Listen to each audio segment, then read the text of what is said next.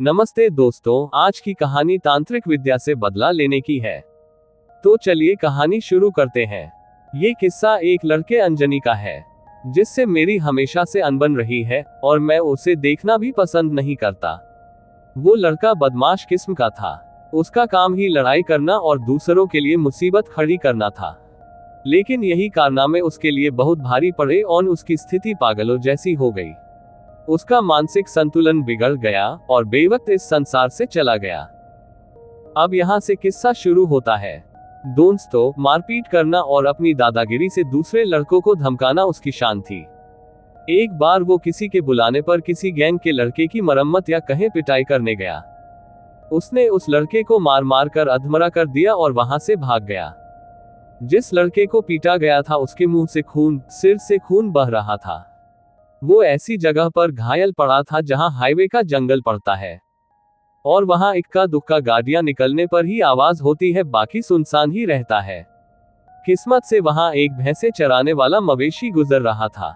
उसने उसको वहां कराहते हुए सुन लिया। वो मवेशी तुरंत सहायता लेने गया और उसे अस्पताल पहुंचाया। उसका बहुत खून बह गया था। बदकिस्मती से उसका ब्लड ग्रुप ओ पॉजिटिव था। उस ब्लड ग्रुप का खून डॉक्टरों के पास उपलब्ध नहीं था। जैसे तैसे डॉक्टरों ने उसकी स्थिति को स्थायी रखने की खूब कोशिश की, लेकिन वो काफी प्रयास के बाद मरने से तो बच गया पर कोमा में चला गया। उस लड़के के घर वालों का रो रो कर बुरा हाल हो गया। उसके घर में एक छोटी बहन और पिता थे। कुछ दिनों बाद वो लड़का मर गया। मारने वाले का पता नहीं होने के कारण अज्ञात व्यक्ति के नाम ही पुलिस में रिपोर्ट की जा सकी, जिसका कभी परिणाम सामने नहीं आया। लेकिन उसके पिता ने भी उस व्यक्ति का पता लगाने की ठान ली।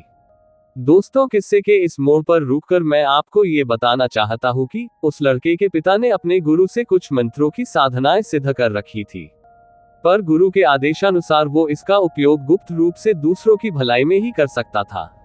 और इस चीज का पता न तो उसकी पत्नी को था, जो कि मर चुकी थी, और न ही उसके बेटे और बेटी को था। इन मंत्रों में इतनी ताकत थी कि जितने विश्वास और एकाग्रता से इसका उपयोग किया जाए, उतनी ही दूरी तक इसके घातक परिणाम देखने को मिल जाते थे। ये मंत्र सही इस्तेमाल करने पर 100 योजन दूर तक भी काम करते थे। यहाँ एक योजन दूरी से मतलब 13 से 16 किलोमीटर के बीच की दूरी है। लेकिन गुरु के आदेशानुसार उसने उन शक्तियों को कभी जगजाहिर नहीं होने दिया और चुपचाप दूसरों की समस्याएं सुनकर जब भी उसको मौका मिलता एकांत में बैठकर इन मंत्रों की सहायता से उनके दुख दूर करता था। लेकिन अपने इकलौते बेटे की मृत्यु से वो इतना आहत हुआ कि उसने उस व्यक्ति को अपनी शक्ति से बर्बाद करने की ठान ली। उसने संस्कृत में एक कागज की छोटी पर्ची पर एक मंत्र लिखा और मोमबत्ती की लौ पर 21 बार घुमाते हुए मंत्र पढ़ता रहा। फिर उसको हल्के रूप में जलाकर उसकी राख को दोनों हाथों से मसल दिया और फिर अपनी हथेली पर देखा तो उसको उस व्यक्ति का नाम पता चल गया जिसने उसके बेटे की हत्या की। अब उसने अपने गुरु से ये सब कार्य करने की इजाजत मांगी, परंतु गुरु ने इस कार्य की स्वीकृति नहीं दी। लेकिन उस व्यक्ति ने अपने गुरु की निस्वार्थ सेवा करी थी। उसके इकलौते पुत्र के अलावा अब उसके जीवन में कुछ नहीं बचा था और वो उसके कातिल को दंड देना चाहता था। उसने अपने गुरु से सेवा के बदले कभी कुछ नहीं मांगा था, बस यही एक इच्छा जाहिर करी। तब कहीं जाकर उन्होंने इस कार्य की स्वीकृति दी, परंतु उसके गुरु ने साथ में ये भी कहा कि ये शक्तियां मानव कल्याण के लिए है, दुरुपयोग होने पर तुम्हारी मृत्यु भी हो सकती है। जिस व्यक्ति पर तुम इसका प्रयोग करोगे, अगर वो इस दुनिया में ही नहीं हुआ तो यही मंत्र तुम्हारे पास लौट कर आएगा, फिर तुम्हारी मृत्यु को मैं तो क्या कोई भी नहीं टाल पाएगा। उस व्यक्ति ने गुरु की बात सहर्ष स्वीकार कर लिया और मंत्र का प्रयोग कर दिया।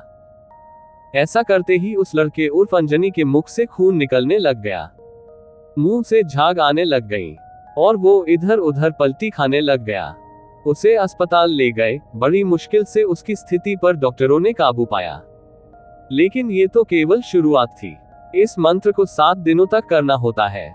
जैसे जैसे मंत्र के दिन बढ़ते जाते हैं, वैसे वैसे ही व्यक्ति काल के मुंह में जाता रहता है और उसकी मानसिक स्थिति बिगड़ती गई और वो पागल हो गया। कभी वो दूसरों को मारने दौड़ता तो कभी दीवारों से अपना सिर टकराता और आखिर में मंत्र का 7वां दिन समाप्त होने को आया। तब करीब शाम के समय की ही घटना है। जब अंजनी पागलों जैसी हरकतें कर रहा था और अपनी माँ की तरफ बढ़ रहा था, तभी वो अचानक से ही अपने आप ही जमीन से 3 इंच ऊपर उठा और दाएं से बाएं तरफ 3 बार गोल घुमा, और इसी के साथ उसकी गर्दन झटके से बाईं तरफ मुड़ गई। ऐसा लगा जैसे उसकी गर्दन किसी ने चटका दी हो। ये बात जिसने भी सुनी, उन लोगों का ऐसा मानना था कि किसी ने उसके ऊपर मारण क्रिया का प्रयोग किया है, जिससे उसकी ये स्थिति हो गई। अंजनी के साथियों को इस बात का पता था कि उसने ही उस लड़के को मारा था, इसलिए वो चुप ही रहे। उन्हें डर सताने लगा कि कहीं उनका नाम सामने आ गया तो उनकी भी यही हालत ना हो जाए।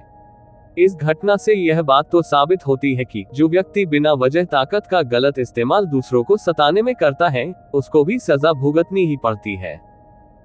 तो दोस्तों, मैं उम्मीद करता हूँ आपको ये जानकारी पसंद आई होगी।